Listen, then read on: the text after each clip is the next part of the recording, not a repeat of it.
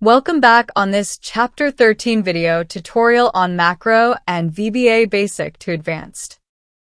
Here, we will learn how to hide and unhide row and columns using the VBA code. Like we did in previous chapters, first, create the module and subprocedure. If you need to hide row number 4, then write this code.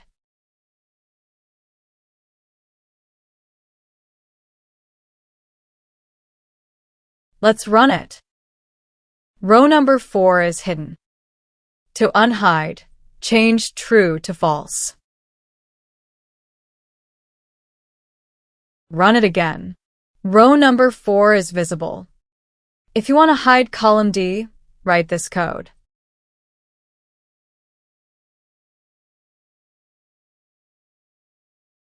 Delete the previous one, then run the code. Column D got hidden. To unhide, change true to false, and run it. Column D is again visible. To hide multiple columns, put the column range in the code.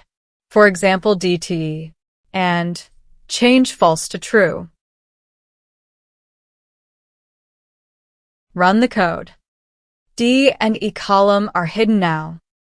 Alternatively, you can also use the range method instead of rows and columns.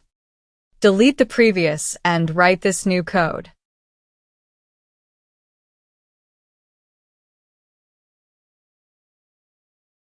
Run the code.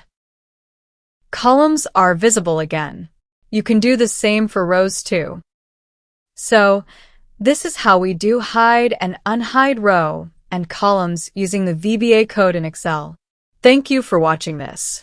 In the next chapter, we will learn how to create, rename, delete, and hide unhide sheets using VBA code. See you in next chapter.